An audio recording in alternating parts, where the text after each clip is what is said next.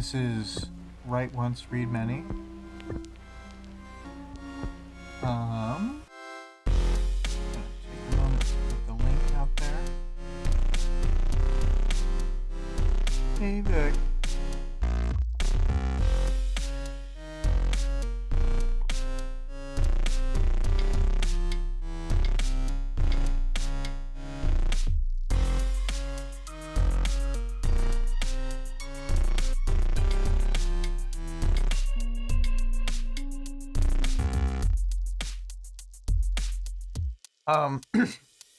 I could not come up with a proper question, so at the last second I just wrote, "Who is your OTP?" But I didn't want to put that on the audience participation chat, so if you're hearing this, feel free to put it in the chat, or in the extremely unlikely event, the comments. Hi Greg. The terrible audience participation question I came up with was, who is your OTP? So feel free to, mentally debate yourself. And then at the end we'll know.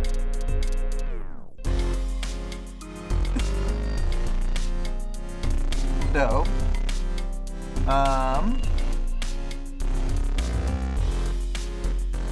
yes, as I said last time, I actually did come up with an answer to my previous, my previous audience participation question about the Endbringers, and I sort of went down a rabbit hole on an idea, and I'm pretty happy with what I came up with.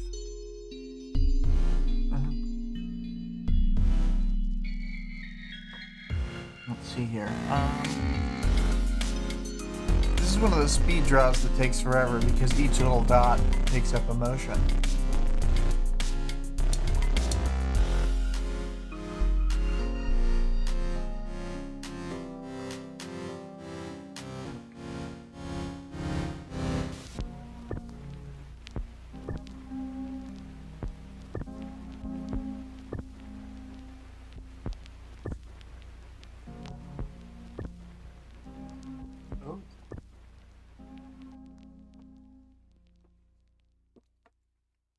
All right, well, as the dots fill in and the song is over, for themes in this chapter, themes of, have we gone too far? Have we scaled up too far? Themes of, who are you willing to work with? How compromised are you willing to go with your standard morals? Those sorts of themes. Oh,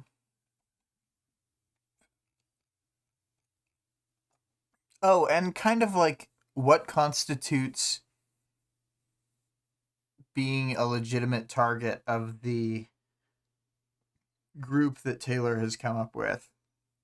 They kind of grapple with that idea when they get challenged on attacking the elite, for instance. So that's sort of the themes they're going into.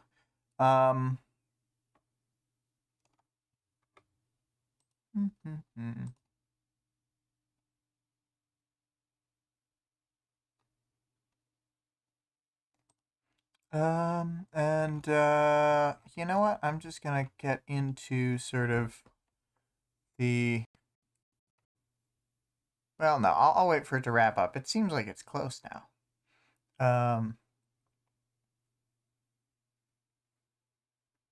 I guess I didn't quite realize how long the drawing was.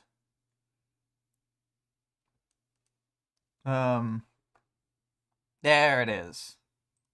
Okay, and then so we pull into the story where the battle is over and the Seamerg has, thankfully for our heroes, stopped screaming. And she's created a real big, like, tinker halo thing around herself with a bunch of guns and other miscellaneous things. And surely no hidden traps. And they're obviously wary of this, but they can't really do anything to alter her behavior and make her not make a big tinker device around herself. And you know, Taylor's thinking of the implications of this Seamerg attack and like working with the Seamerg and how she has ruined millions of lives, and it's unclear how much damage she's caused because it's been so fundamentally like widespread since she does her attacks. And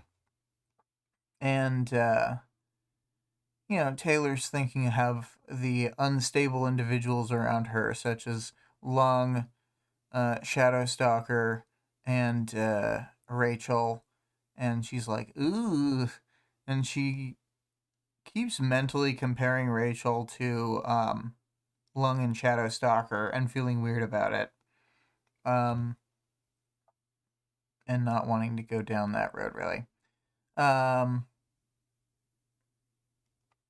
But she thinks about some various logistical things, like how the Yangban have to use existing portals that were created on Earthbet, and they don't have access to Cauldron's resources for travel. So they can kind of know where they're going to fight because they have to go through these, narrow points of entry. Boop, boop, boop, boop. And she thinks about how they have basically scattered all the people from this this settlement, and it'll probably take weeks for them to come back if they even survive that long, etc. And they're sort of they're unpacking. Tattletale starts a conversation, and they're generally talking about how bad they feel. They're like terrified to be near the Seamerg. Anybody who can make you insane by proximity over time, you don't really want to be around them. So she says, I am. Quiet terror is a kind of excitement, isn't it? Pulse pounding, heart in my throat, and I'm so tense I'm getting a headache because I'm almost afraid to think. And then Tattletale more or less agrees, and then she's confirms again that she can't read the Seamerg, and then the Seamerg is like constantly manipulating and moving things around, and she's like tinkering, but she's also like probably messing with the people around her, and like essentially doing the future building that she normally does, just without actually using the scream. And then nobody's interrupting her, obviously, because they don't want to set her off. So she's free to tinker, probably using the tinker brains of all the tinkers around her, which is like Defiant and Kid Win and various miscellaneous other people, I'm sure. But she's just going to town. And then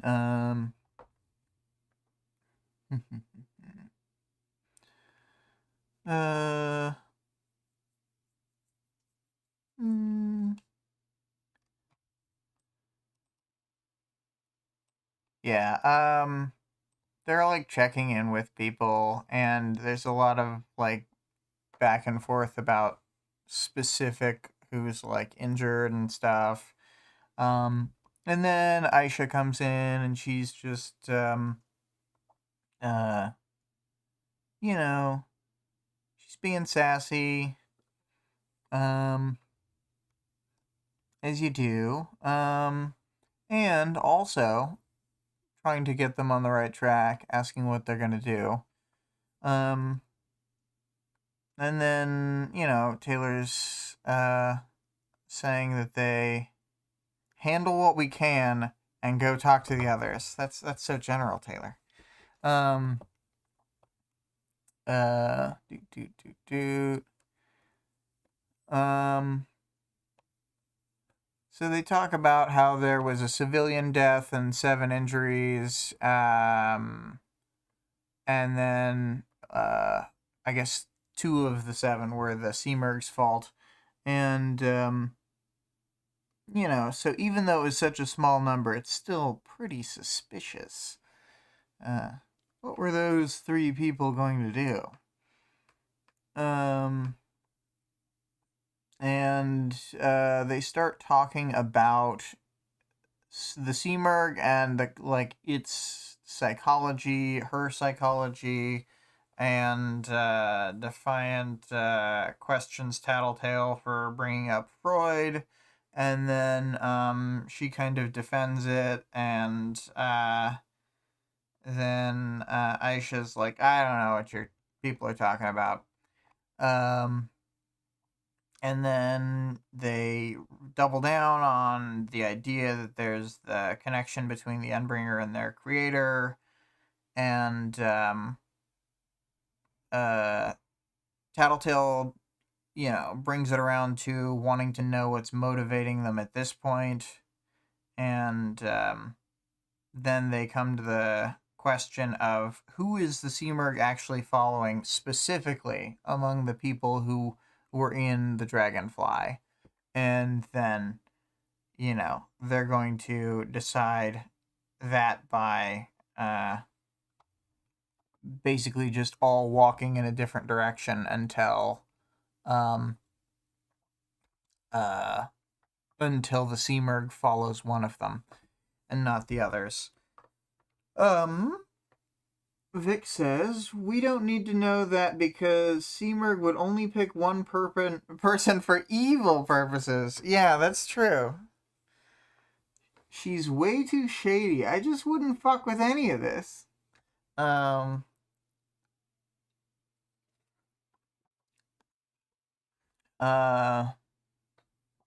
yeah, I know what you mean. I mostly agree. But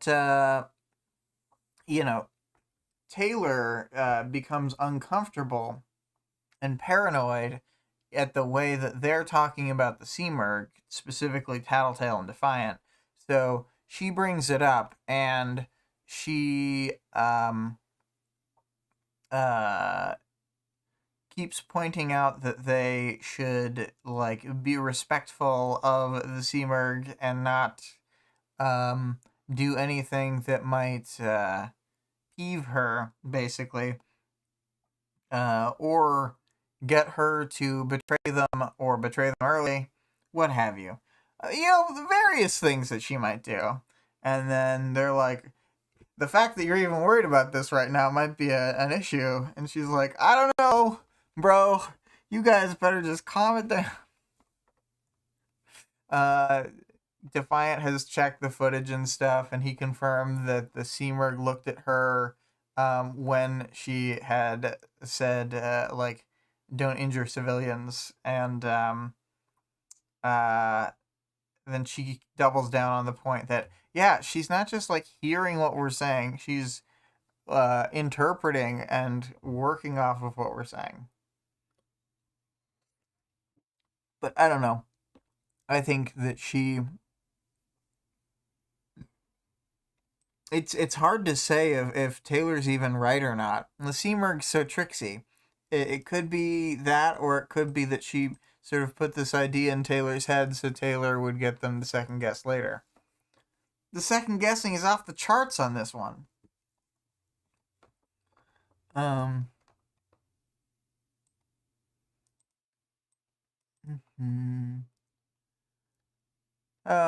Canary sort of is part of the conversation now, and she's talking about how, crazy all this is. We get the imp joke. This is a Tuesday for us, the classic.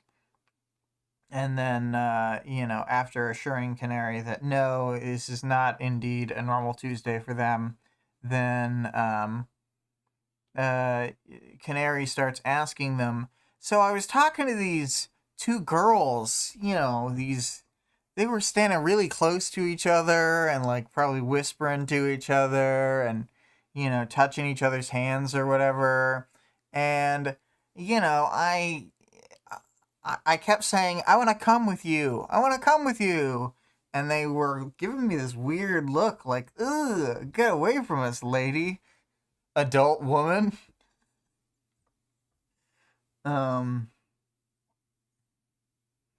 uh, Vic says, Canary is like Taylor in that she has zero sense of humor, giving each other butterfly kisses. Yeah. These two good friends and roommates giving each other butterfly kisses and holding hands. So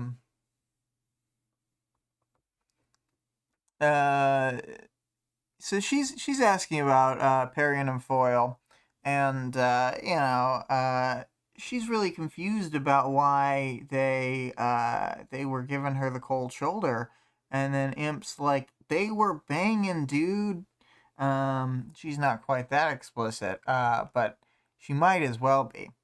And then Imp, she keeps razzing her over and over again about how could you not realize they were lesbians? You were in prison, wink. Ha ha.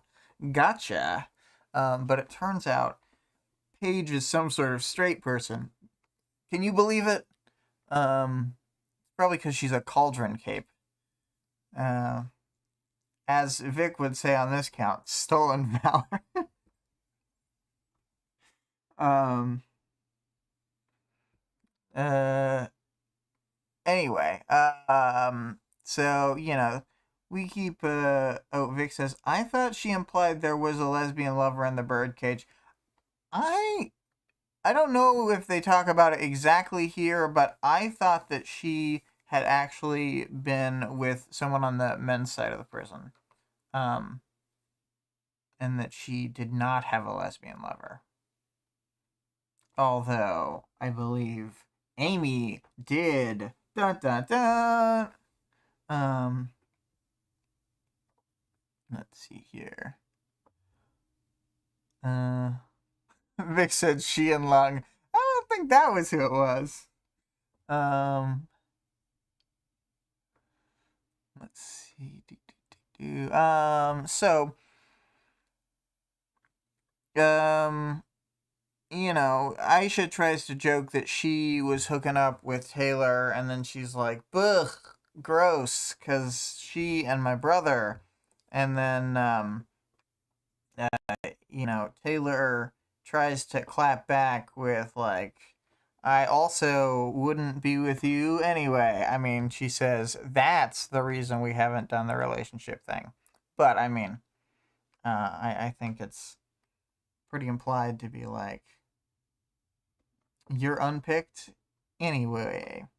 And then, Aisha throws back that she'd be better with Tattletale or Rachel, and it's true, although clearly much better with Tattletale than with Rachel. I think that Wildbow was throwing it to all the shippers with this one, and that's why my last minute question about this was the OTP, because I was just like, well, they keep talking about fake shipping and real shipping, and lesbians, but you know, um, And then, Taylor wants to, like, change the topic, but when she looks over at the damn wards, then Cuff and Golem are shipping too. She's fixing up Golem's costume. This is terrible.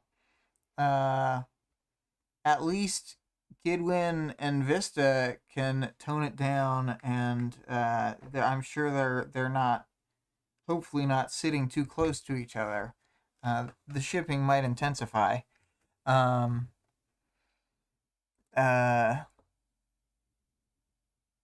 but Taylor feels weird. She's like, I used to be a ward.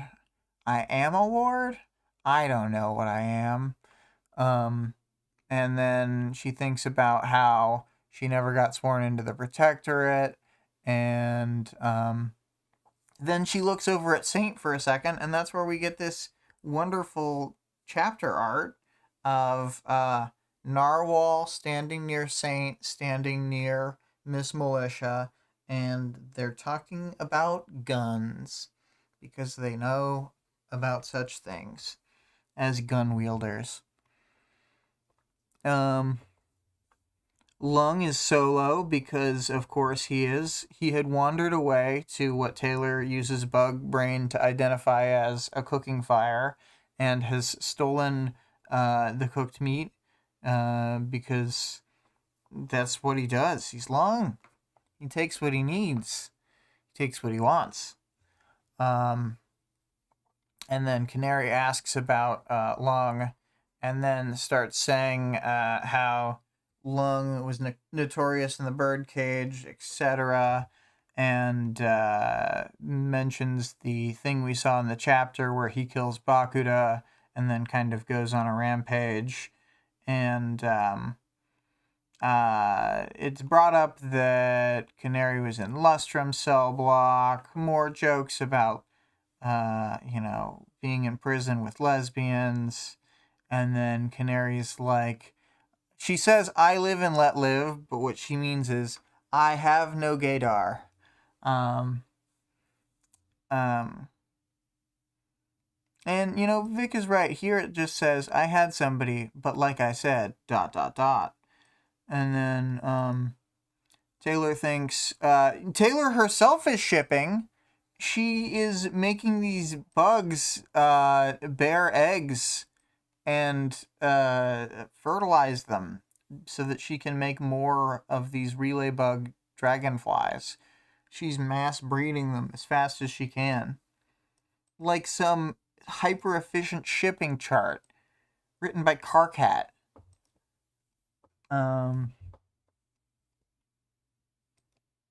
Or Nepeta. I mean, Nepeta would make a chart, but let's be real, Carcat literally also makes a chart in the thing first.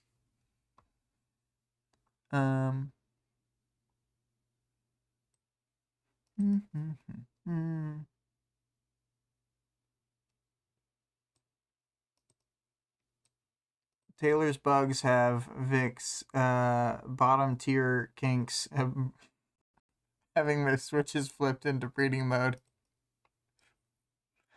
That's what we get for an all-powerful, amoral bug god.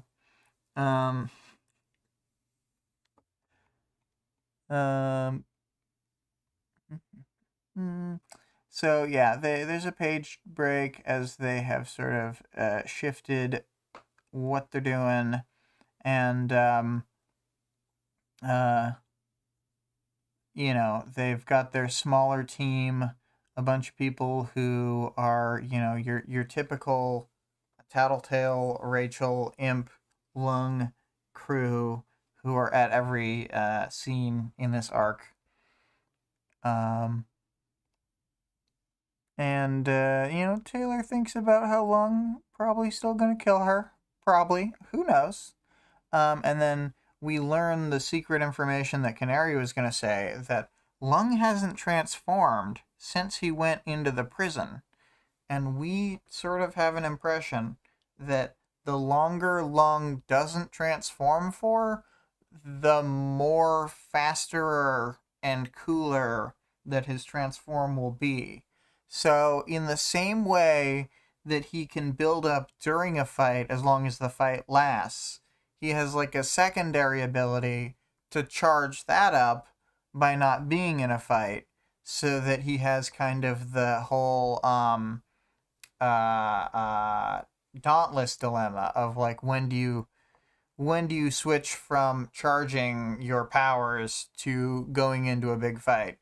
And he has a different theory of the case than Dauntless. So Lung has been lying in wait like some sort of Aaron Burr in the Hamilton musical.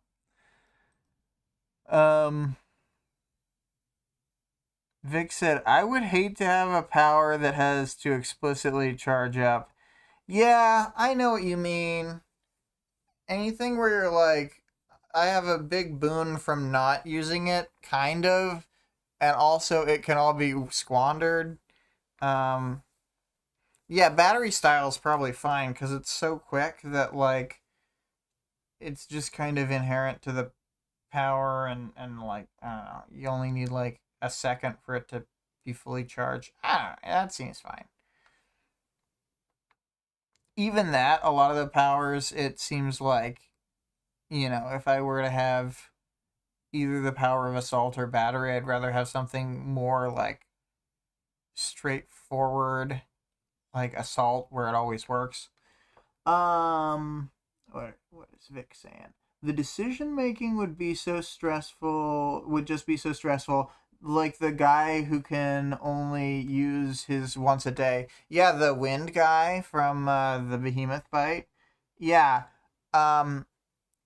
Like he nails it in the Behemoth fight, but I wouldn't want that power. Like a single alt with, like, once you use it, you don't have like any good powers.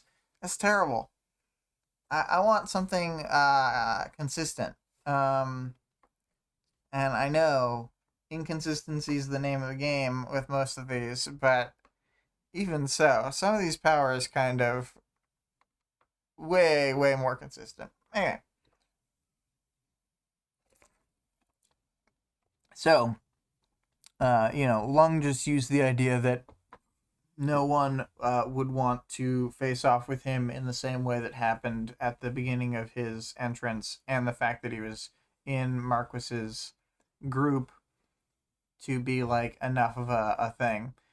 They kind of had like a Cold War thing going on, I don't know if we ever discussed it in those terms, but like Lung existing kind of added to the mutually assured destruction of if there was a fight, and nobody really necessarily knows how a parahuman's fight is gonna go until it goes. So a lot of times it's better to just not fight.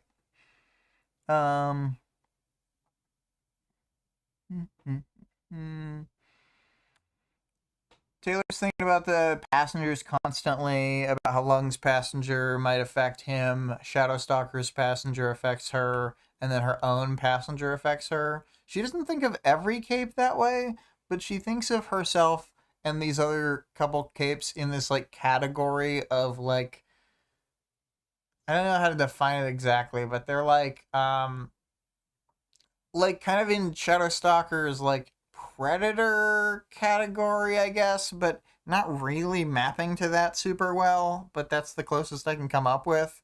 But they're like kind of like hardcore capes, basically. It's weird that she doesn't think of um uh she doesn't think of like Defiant in these same terms, I don't think, but she kind of should. I think where they're all kind of like super like tapped into their parahuman all the timeness. She should maybe put Tattletale into the same mix, but she usually thinks of like herself, Lung, and Shadowstalker. Um, and I think that's like an interesting thing, of course, going on. She's always comparing herself to like some real bad dudes in terms of uh, their bloodthirst, etc. She thinks of, in the long run, she thinks of Bakuda and herself constantly. But Anyway, Seamerg's still following them. The Seamerg seems to have some bizarro short sword. Defiant says it's a gladius. It's like 4 feet long, which, given the size of the Seamerg, is not that big. For that, that's like less than a third of her height. It's probably like an arm length. It's a short sword. Um, doot, doot. And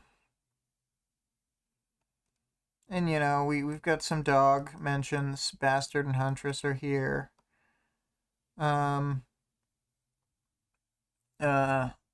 Taylor thinks about Rachel's ability to sleep even in the midst of everything, and thinks back to some previous times, such as kidnapping Shadowstalker.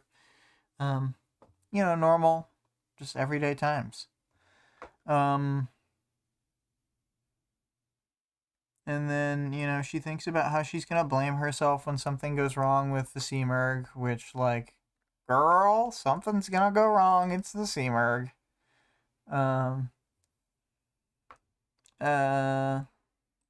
She looks at some stuff, like some monitors with Bohu on it. There's always Endbringers on monitors. It's like that Godzilla 1999. How, like, there's a lot of shots of watching Godzilla on a camera in scene. Or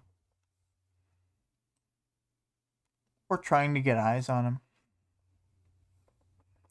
But Bohu's moving along super slow, kind of like same kind of following someone as the Seamerg and Leviathan, and then there's sort of there's a Scion scare for a second, but then the Scion just moves on. And then they all they tense up and release. That's right. They all poop their pants. Rachel doesn't even wake up because she's too much of a badass for Scion to scare her. But they're flying through some portals. They go to where the elite are. They have built their own. They have like a cape who can build structures of like wood, who has made like this big, large, castle thing, and it seems like that'd be a pretty good like thing to house, I don't know, refugees in a couple days, to be able to make these big elaborate castles and stuff, and all these nice houses, and probably like wooden apartment blocks, whatever. But the sad part is that the Leviathan killed the cape who can do that constructive power. So, ooh, yeah, that's a problem, kind of. So, the elite had been attacked by Leviathan, and the Leviathan really just went ham on them and wiped them all out.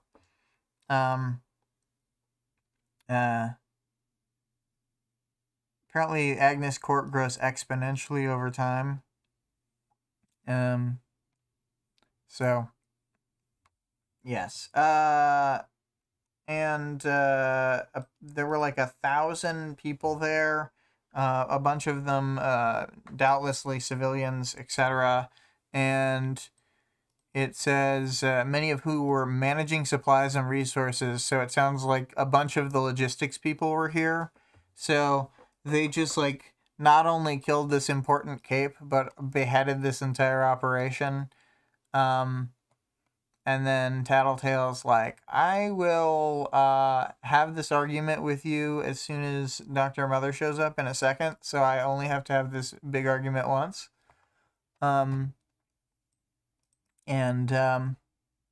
There's a whole bunch of the Azazel is parked because that's what the Leviathan is chasing. There's all the Dragon's Teeth soldier, and apparently more than just that. But they all sort of line up. The Tonda are there. There's basically like a whole cauldron meeting. Fault Line, the Irregulars, the Meisters, some of the Suits who are still there, and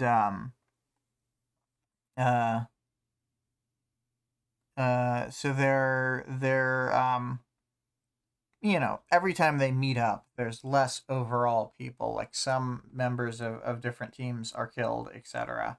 So there's just a whittled down nature to every meeting.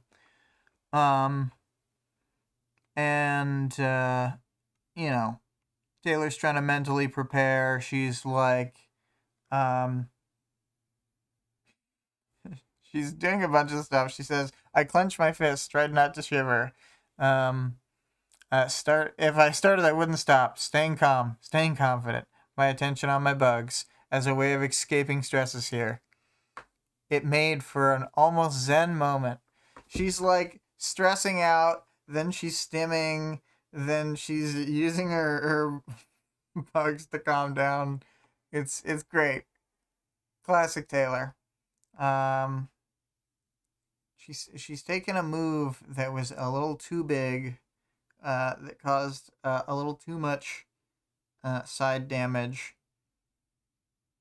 Although, the thing is, despite it being her overall idea, it was also the Defiant or whoever who made the call to send Leviathan against this settlement in the first place.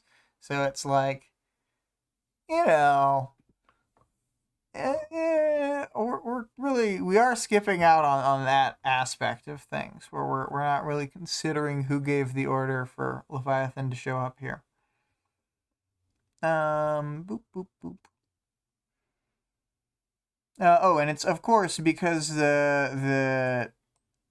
because the Leviathan is there. It's like heavy rain clouds, like constant permanent storms, and then as they're about to go talk to the group of people with all those powerful figures who are remaining and Cauldron, etc.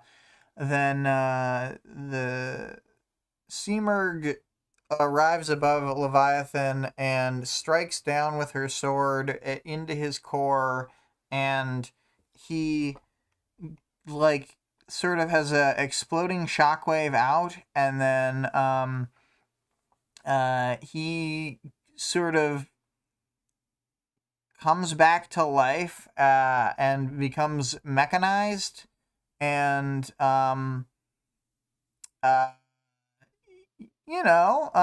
that's pretty crazy. He unfolds like webbed wings of like the Nanothorn. At first it's unclear what's happening to Taylor. She thinks they're fighting and that he might be dead. But that's when he comes back all super Leviathan. I gotta say, when this moment happened initially, I was like super hyped for it. It's pretty cool. The Seamerg, the worst bad guy, turns Leviathan, the thing from Arc 8 that was like the thing that killed all those people, into like a way more powerful version of itself. What an ominous twist to happen without them planning for it to happen.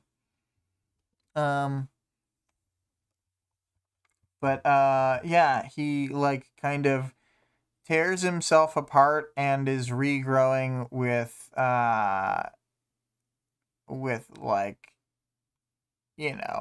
super technology and stuff. Really cool Leviathan things, but summarized as a big transformation. So other important figures get described. The Number Man, Dinah is there.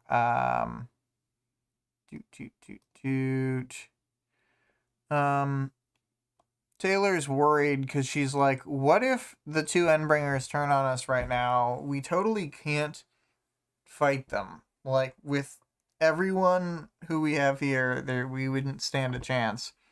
But yeah. Apparently, during the transformation, Sophia has a squeak of terror. We get a really cool description. They were like blades, point sweeping backward, a fin rooted in the side of his arm from wrist to elbow, the point scything back. Had it not been limp enough to trail on the ground, it might have reached his shoulder, more at the side of his neck, and along the length of his spine, forming an almost serrated pattern where multiple fins overlapped. Perhaps some at his legs. The fins ran down the length of his tail and ended in a cluster at the end, like the tuft of fur at the end of a lion's tail, exaggerated many times the size. Vic says, yeah, I don't like that he apparently has the nanothorn tech now. Yeah, the thing that nearly destroyed him that he, was toying with Armsmaster over. And he specifically didn't kill Armsmaster. Like, he could have, but didn't. Ominous. They say that Leviathan is much cleverer than the Behemoth. Vic also said, maybe Kidwin is the only tinker who should be led around the sea mark. Oh, rip. Boy.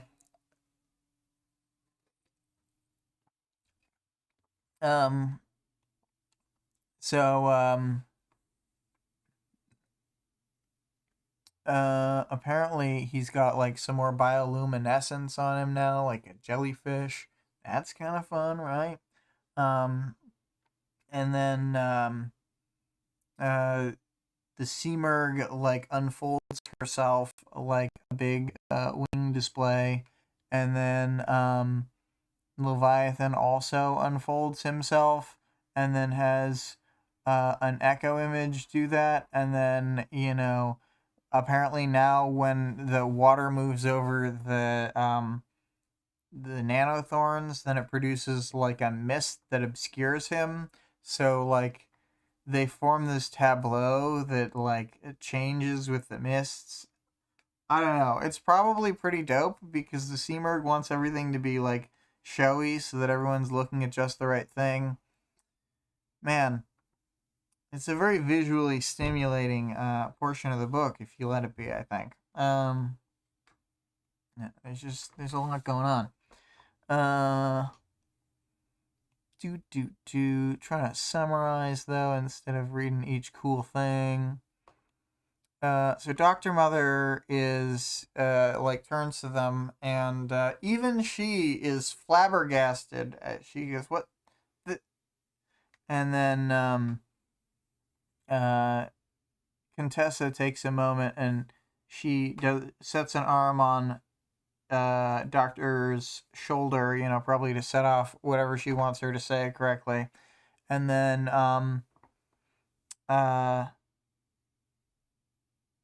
Tattletale starts she starts talking. She says, I'd say there's a silver lining in all this, but that phrase has sort of lost its cachet over the last decade or so. Because of the Seamerg being silvery. He's probably stronger, which helps if he's going up against Scion, right? And then Dr. Mother, in very serious tone, says, I think it would be very wise to keep the Endbringers separated from here on out. Which is probably true. And then the King of Swords says they might have to fight the Endbringers before or after Scion. Um, uh, Lung is the one to ask what the Seamerg did. Tattletale says that she upgraded Leviathan, and now he's got tons of things aside from the tech. He's got like new data and knowledge on how to fight and stuff. And for all we know, she's like souped him up in the way that he kind of like sees the world through ripples or whatever, or maybe he's got more than that now because she attuned him. But he's super Leviathan now. So, Defiant is slightly shocked that it's his tech. And then, they talk about the disintegration effect, etc.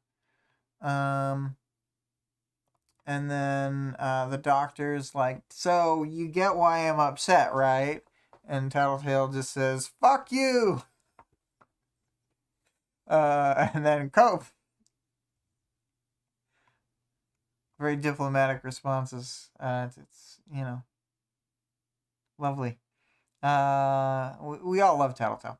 And then the doctor does point out that the two defending forces were wiped out. But the elite, I totally see her point. But the Yangban, the problem is that their infiltration squad that they took out was also killing their own capes, and not just like civilians. It seems like whatever settlement. Vic says, I get why she's upset, but she has no right to be upset. Yeah, I agree. But I think that just like bringing up the Yangban's infiltration squad, it's like, what did you want us to do? Also die and like not be a piece on the board? Like what do you what's your main plan here, lady? Um uh but Taylor exercises some control over Tattletale here. She squeezes her shoulder, and I think just trying to be, a little like reassuring and cautionary. And then Tattletale gets annoyed, but stops her whole thing. And then Taylor, despite getting Tattletale to back down, also says "fuck you." The doctor kind of threatens them. And then Imp brings up that they have the Seamerg, but the temperature is brought down by Taylor bringing up what I said about the Yangban. And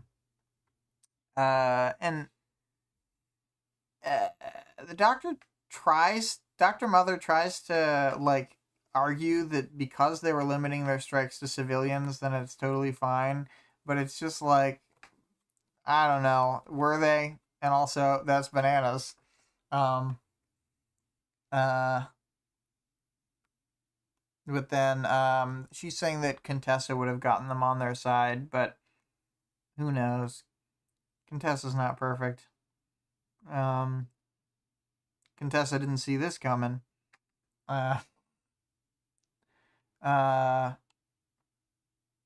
But then, they get into an argument about the elite, which were a lot closer to being fine. Apparently they were like taking advantage of the situation, but they were mostly compliant, non-violent, and they were like stockpiling, not helping kind of thing, rather than attacking people directly.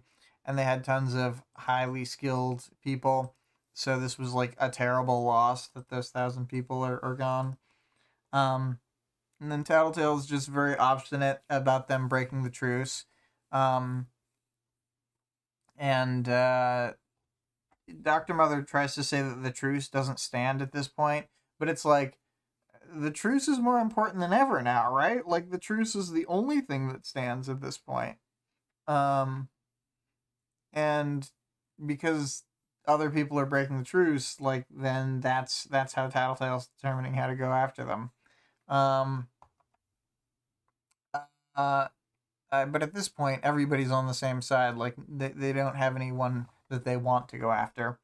Um, the one of the suits brings up the idea that uh the idea that siding with the Endbringers itself could be against the truce, but it's like, I don't know. Vic says Dr. Mother is just lashing out because someone else has a big insane plan that Contessa can't see. Yeah. She's like, I had all these plans that I thought were big and you're not being cautious. You're not cool enough. You're ruining all my plans that I'm not willing to use. Like talk about like a power that you can only use once. All of Dr. Mother's stuff, she like keeps it in reserve and basically doesn't ever use anything. The disaster. And then the Queen of Wands also sasses them, saying that that they had participated in an effort to drive out a gang that escalated too much, too violently, too fast. And then she looks at Lung. And then Faultline speaks on the side of the Undersiders, and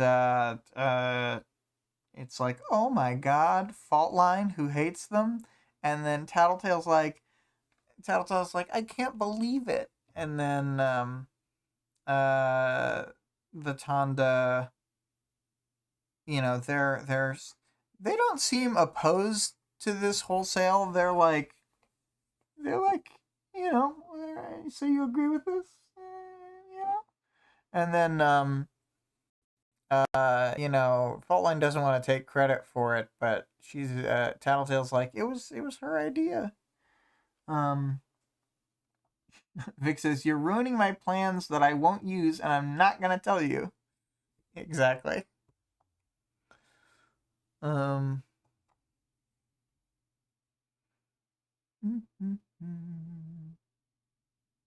It's funny because in all the preparations, I feel as though the Cauldron people never understood the scale of destruction of the end of the world, that they wouldn't have had a chance to just scatter and be fine. Like, that's just not a thing. With the way that the planet would be cracked. So yeah, it's funny because with all their preparations and their like fear-based decisions, they never even knew the extent of the danger.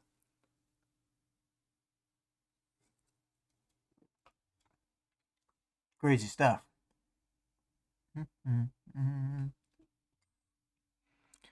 But yeah, Taylor notices Tattletale's like clenching her jaw and stuff because she's like, you know, she's scared too. She's keeping her teeth from chattering in this terrible storm scenario as well. And then you know, they need to maintain their standing and not chatter their teeth mid conversation. Doot doot doot.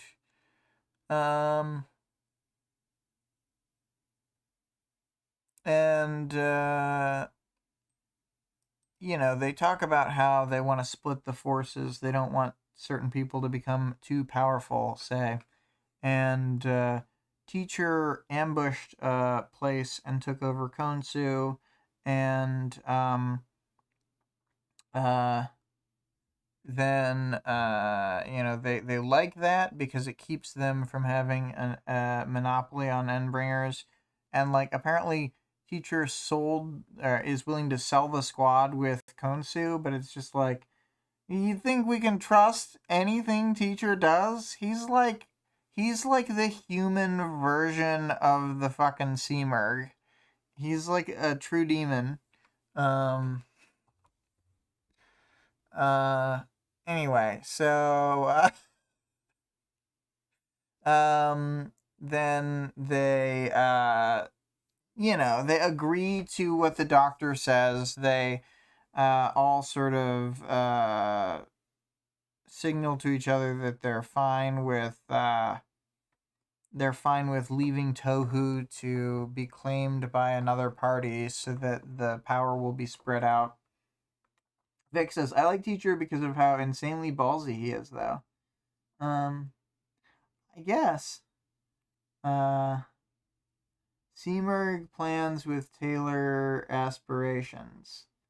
Yeah, maybe. He's just a real piece of shit. And then the doctor says, this is more firepower than we expected to have at this juncture, but not enough by itself. And I know she means that they need to like have multiple groups together because otherwise they'll get behemoth. But it is funny because it sounds like, oh yeah, we have way better weapons than I thought we would at this point in the game, but also we're still gonna lose. And it's like, what was your plan?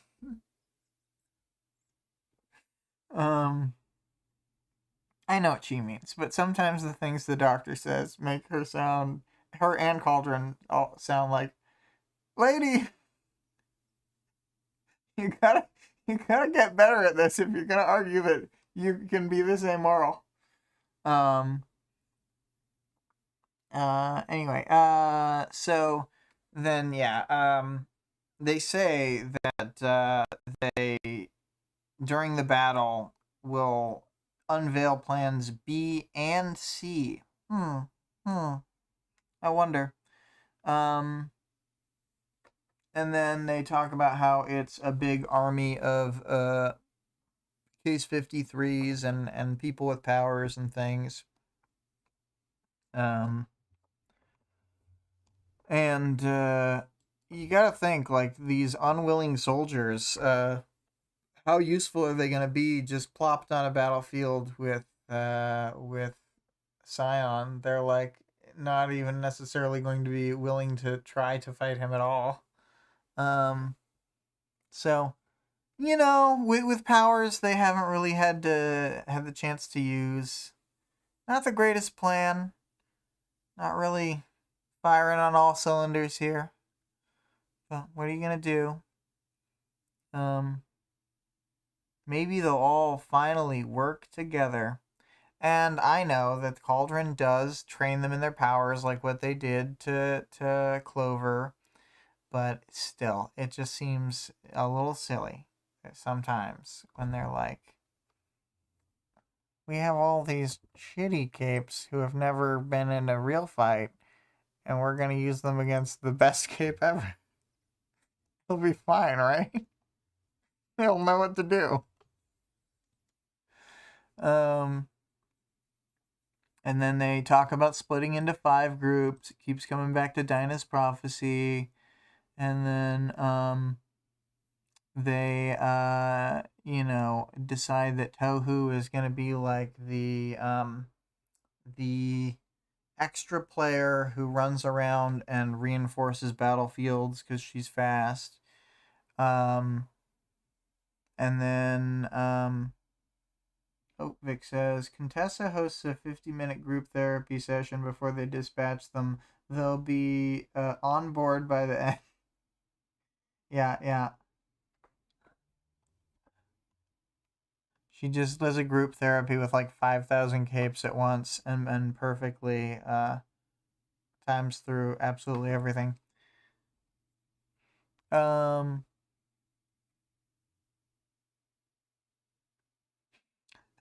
She does like, you know what she'll do? She'll do like one of those really uninspiring like corporate meetings, but everyone will fucking love it. And because Contessa will throw like the perfect corporate meeting. Vic says, if anyone can do it, ... Yeah.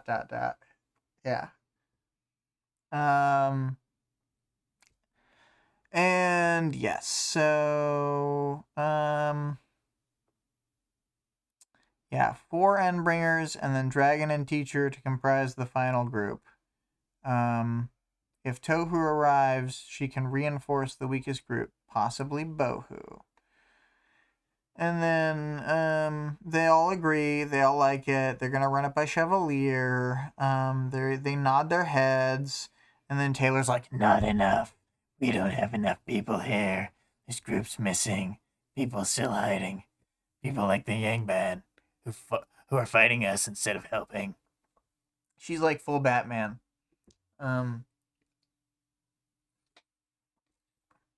But she's thinking about, the various people who are near her. The Seamerg, Leviathan, Lung, Shadowstalker, all these untrustworthy folks. Too many people ready to stab us in the back. And then the doctor speaks, and says that she recommends they take their time to visit loved ones, say goodbye, and make their peace. There will not be another fight after this. Oh my god. So they really build it up. It's a pretty good chapter end. Pretty crazy. And yeah, final chapter thoughts. I think this one probably blew me away. The whole Mecha Leviathan thing. I like the conversations they had where Tattletale was totally in the wrong about the Elite and she was just obstinate. That was great fun, classic. It's fun that Teacher steals Konsu because you're like, that bastard. So it gives you more reasons to hate Teacher. There's all sorts of great stuff. It really feels like you can't have it be like too bleak for too long in a story most of the time. I mean, obviously there's stories where it's bleak all the time, I'm sure. But this really like lifts the mood, like maybe we can do this. Maybe we're on the right wrong track. Maybe this bad sequence of events will be the correct one so that we win. And that's kind of how this feels. Like when they powered up Leviathan, rather than feeling ominous, I was feeling like, oh, they need this to fight against Scion. Like that's what I was thinking at the time, as far as I remember. So yeah, the people in the story may disagree. Yeah, great chapter. Really like that one. As far as characters, there's loads of side characters in this one. You have ever looming presences, Lung, Shadowstalker, even Rachel. The Doctor is highly contentious with them. They have Defiant, Miss Militia fully on board with them, and they're like a supportive presence to Taylor. Pretty much 100% aligned with her. They've built up like a pretty good super group of like team of teams who are all aligned in one direction. And then you got your background characters. They mention people like Saint and Miss Militia, but they don't really do all that much. I know. I said One Direction. I really, I wish they weren't called that. It does make for some funny jokes, but I wish there wasn't a band that was using a common phrase as their name. Why can't they be 5 young men? Definitely winning band name. Or Harry Styles and the other ones. That's what they should be called. 4th Street. Yeah, definitely. Aren't there 5 of them?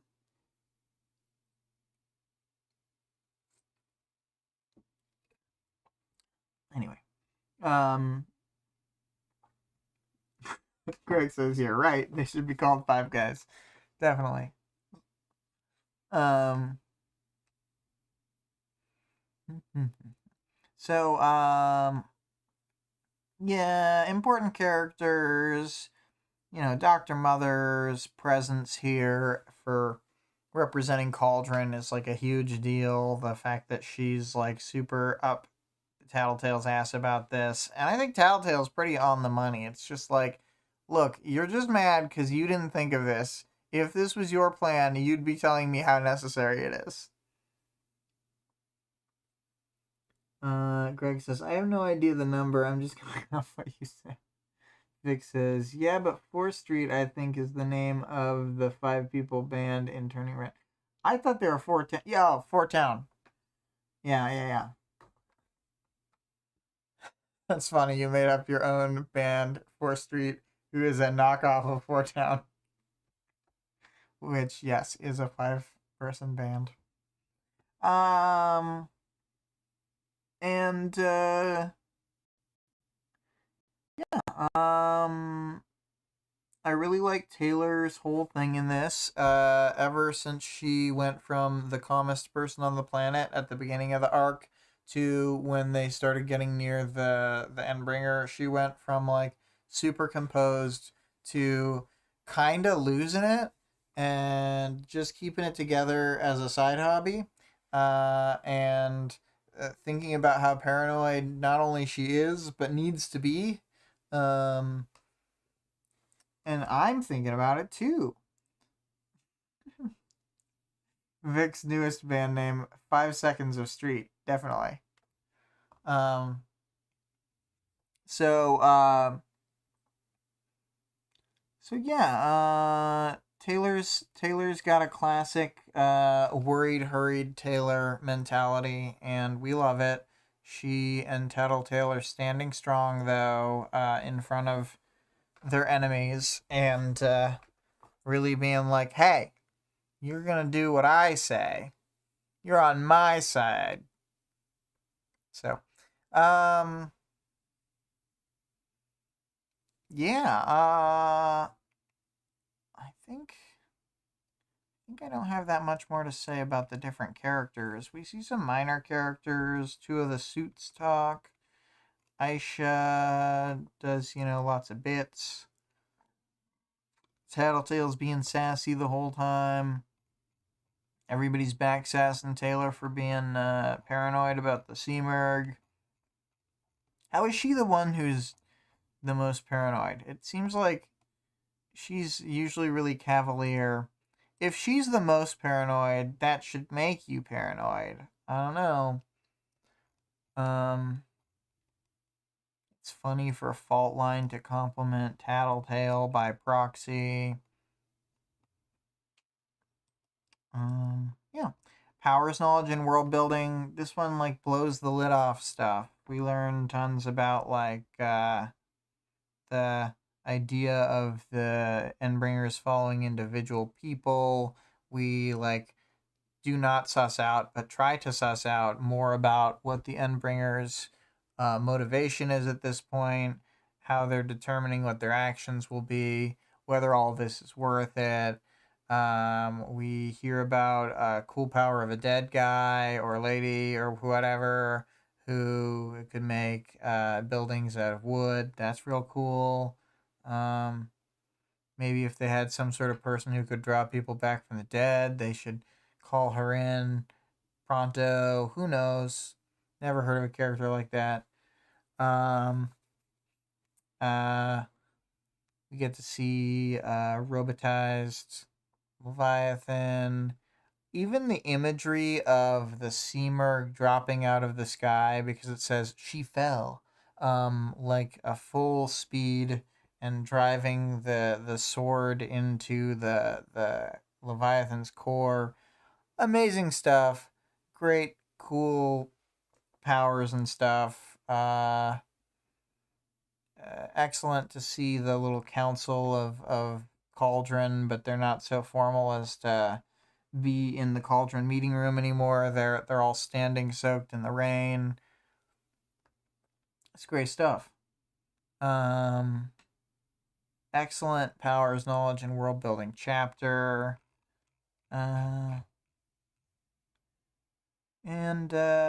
For characters, I forgot to say, Canary, of course. Paige, as Vic said, has no sense of humor in like a fun for the audience type of way. She never picks up on anything. She totally doesn't get social cues. She's great fun. All of that is crammed in this chapter that seems like mostly about powers and stuff. Everything's really well tied together at this point. Really like casually throwing in things like Taylor breeding her bugs and like massing up a bunch of those range extension bugs and stuff. Just everything is swirled in the perfect brew at this point in the chapters. And like that moment where Scion shows up for a second, I think is really excellent. Like everyone tenses up and then there's like, well, we gotta just move on. He didn't blow us up this time. We didn't start a fight here now. Anyway. I did imagine to myself, like, the Seamerg could mecha-ize all of them. Could you make Mecha Seamerg? Would it be possible? Anyway. I think I'm good to move on from the powers, knowledge, and world building, and to answer my own previous audience participation question about what sort of mythological creature would you base an Endbringer on, and what fundamental force would it be connected to? I answered that I sort of designed an Endbringer overall. I answered it slightly out of my own format, but whatever.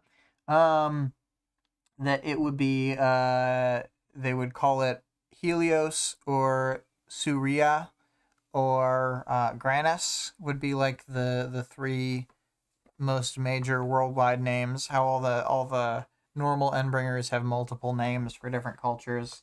And the fundamental force it would work on would be friction, both surface friction and fluid friction, like air resistance. And it would be a like off the charts mover, shaker, striker. It would be like a chariot with like an attached man and like horses and stuff. It's all like one thing. The whole thing is the one Endbringer. But the main imagery would be like the kind of Helios with the whip kind of thing. And it would be like the human figure would have bronze skin and it would be grafted to the chariot, having like a neutral face with eyes like partially obscured by the hair. And its hair would be like curly and made of like linear folded plant leaves that the hair would end just before the shoulder. And those kind of leaves are similar to glanthis or amaranth. And then it would have like the on the humanoid figure, it would have a big spiky laurel of light coming off of it. It wouldn't be like totally blinding to look at like quite like the sun, but it would be like too much to look at consistently. And then the chariot connections would be like bulky and made of that same kind of like bone flesh stuff that Rachel's dogs and echidna are made of. And it would be grafted into the horses, all like one thing. And then on the chariots, sort of outside, there would be some like misshapen. There would be 4 misshapen sets of bird wings, kind of rimming the sides, and then around the rim, whatever I can say that where it's the least innuendo sounding. And then were it possible for the humanoid body to stand, like this would be quite a big Endbringer.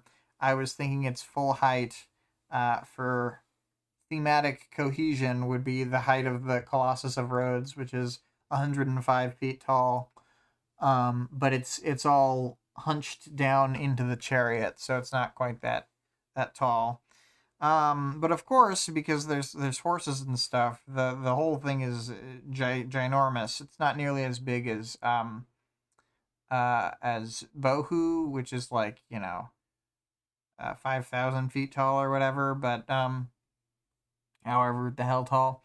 But 100 feet is quite large, and then it would be very long with the whole chariot and horse apparatus. So it's secondary influences because I'd want to differentiate the horses. They would be the sort of imagery of the four horsemen of the apocalypse, although the horses would not have riders. And so their sort of main attack patterns would be that their like main things would be each of the four horses, if it's taking the lead, changes the speed of the chariot and like the friction coefficient of a big shaker effect around it.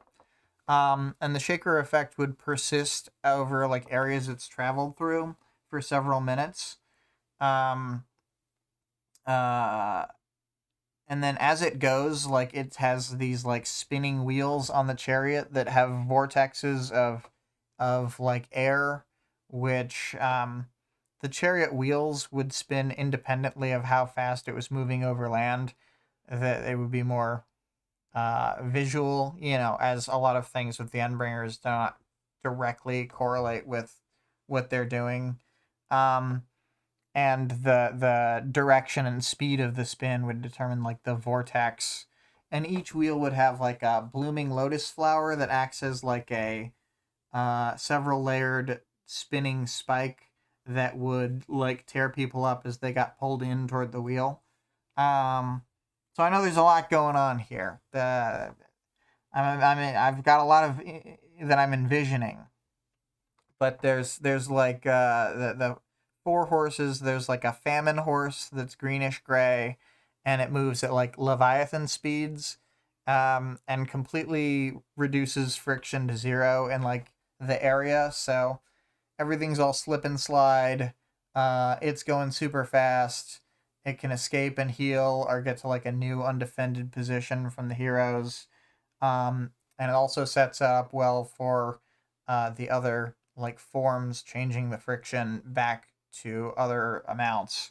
The next one is the Pestilence horse, which would be like a black normal-ish horse that would be like the speed of Crawler. Friction would be set to normal, but the air, like the surface friction, but the air resistance, the fluid friction would become really intense, and then everyone would get dragged in to the wheels by their vortexes of air. And then there would be a red swole horse, I said, of war. And it would charge around at the speed of maybe like a slow Rachel dog or something. And it would actually increase friction in the shaker area. And like that would be its more battle oriented form. And then the like humanoid form on top would be like whipping capes to the sides and the front of the whole chariot setup.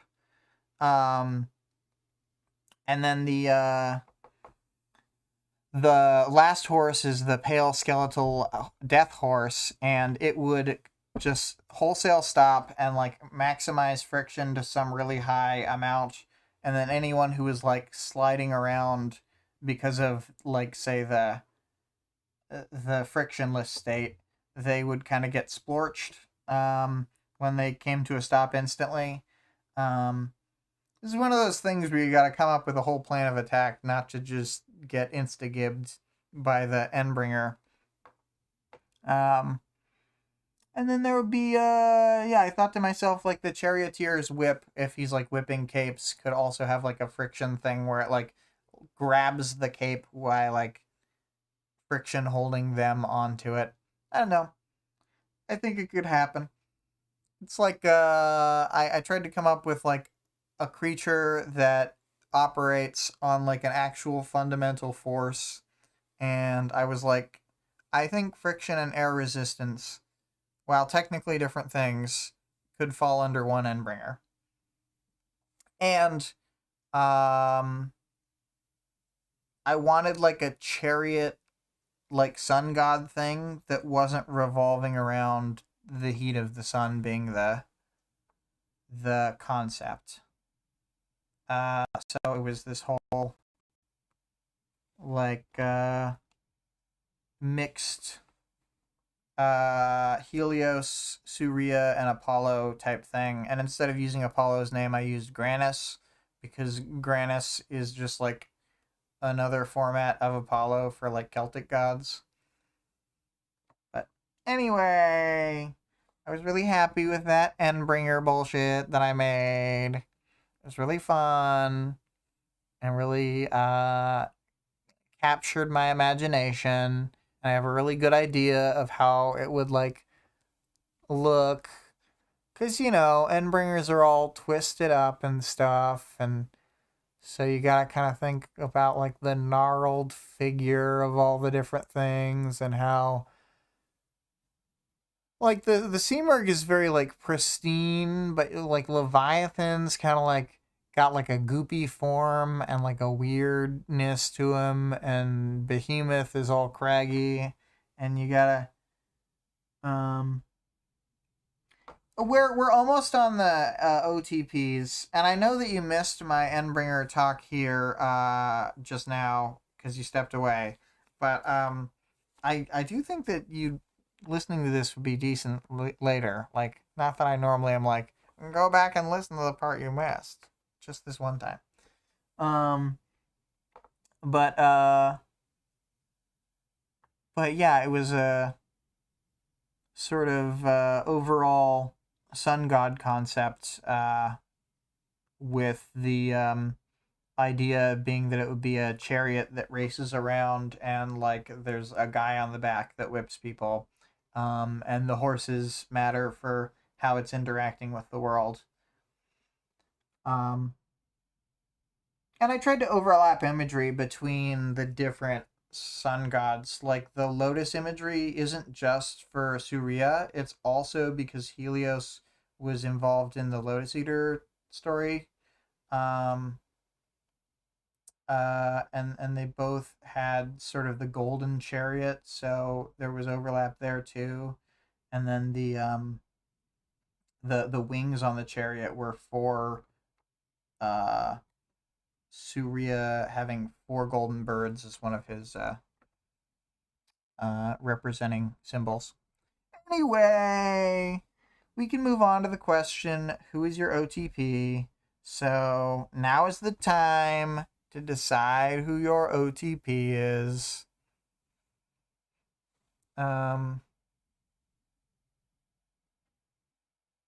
Desteel. That's not in Worm. It could be in Worm or Ward. My OTP. Oh, nice. Vic said, me and Defiant. Yeah, you would make a great pair, you two. But what if you had to be together with Arms Master? Da da da. Vic says, I do like Defiant and Dragon. I think they're my top. My top pair in Worm is Taylor Tattletale before Tattletale is confirmed ace. And then so that's my OTP in Worm is Taylor Tattletale, and then my OTP in my very problematic OTP in Ward is Victoria Tattletale. Even though she's a So yes, this. Vic says Ward OTP is Victoria and Moose. Yeah. I almost thought like Victoria Ashley, but I'm like, it wouldn't work. But Victoria Tattletale could work. They could make it work.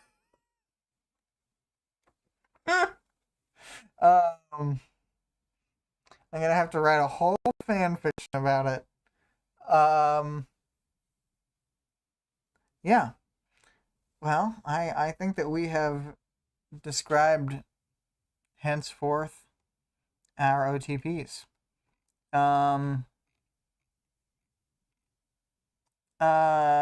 For the next chapter question, I just thought of it just this second.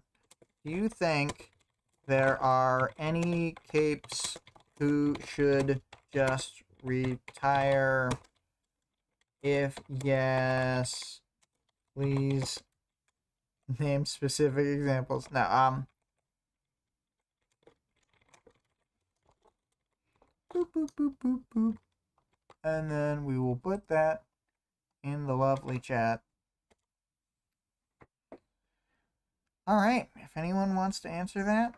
Oh, Vic said another Ward OTP, me and Ashley. Yeah, dog. That's a good, you and Ashley.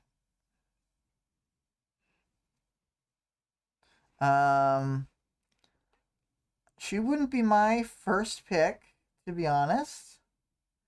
Vic says, she's just so evil, I love it.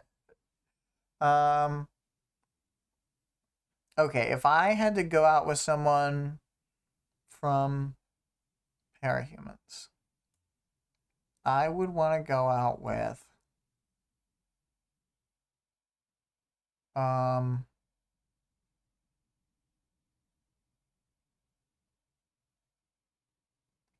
Carol Dallin. Unpopular pick. I'm in my 30s, so I'm picking Carol Dallin. Age appropriate pick.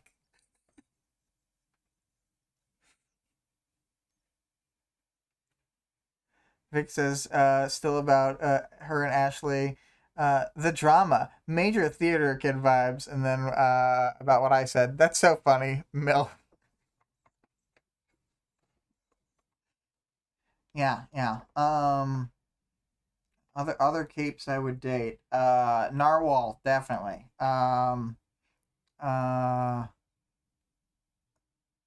Miss Militia. A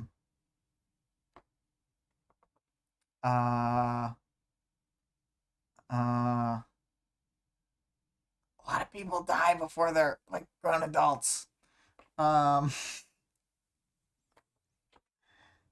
Miss Yamada. Nailing it. Anyway, we can wrap up this section of who's my OTP of me with the characters from the story.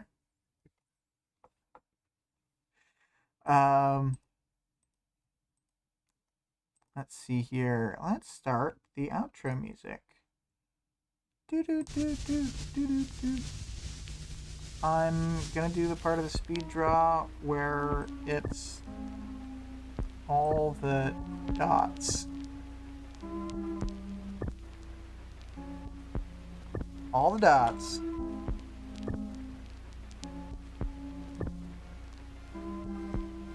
And then, this is the part I still haven't, figured out with the new formatting. About dashboard? Oh my word.